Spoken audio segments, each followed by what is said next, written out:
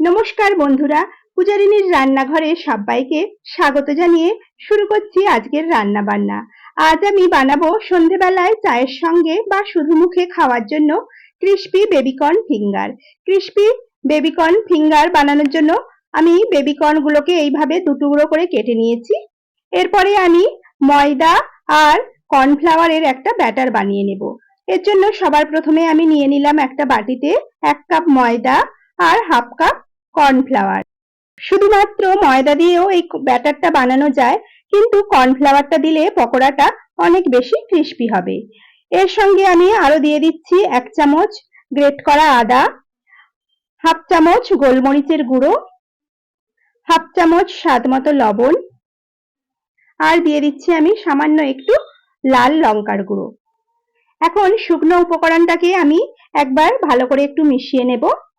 এরপরে অল্প অল্প করে জল দিয়ে আমি ব্যাটারটাকে গুলে নেব।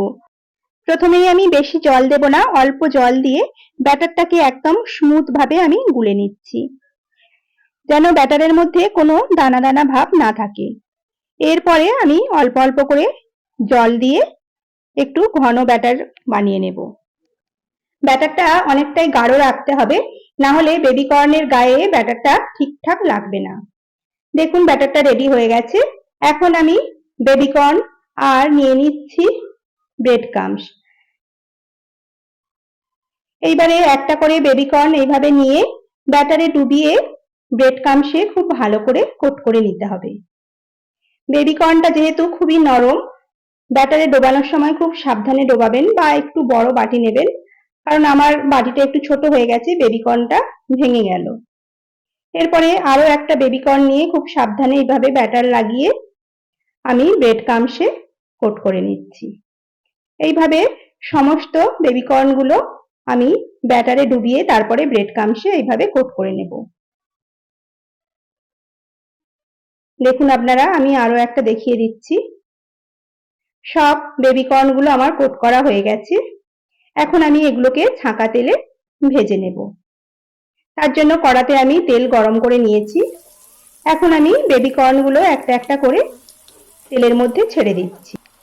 তেলের পরিমাণটা যতটা বেশি হবে ততটা বেশি পরিমাণ বেবিকর্ন একসঙ্গে ভাজা যাবে। দেখুন আমার যতগুলো ধরেছে, আমি বেবিকর্ন গুলোকে এবারে উল্টে পাল্টে দুপিঠ লাল করে ভেজে নেব।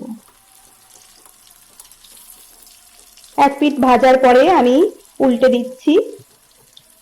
এইভাবে গ্যাসের ফ্লেমটাকে মিডিয়াম টু লো ফ্লেমে রেখে খুব ভালো করে বেবিকর্ন গুলোকে আমি ভেজে নেব। দেখুন এটা ভাজা হয়ে গেছে। এখন আমি এগুলো কড়া থেকে তুলে নিলাম। এখন বাকি যেগুলো আছে সেইগুলো আমি একইভাবে ভেজে নেব।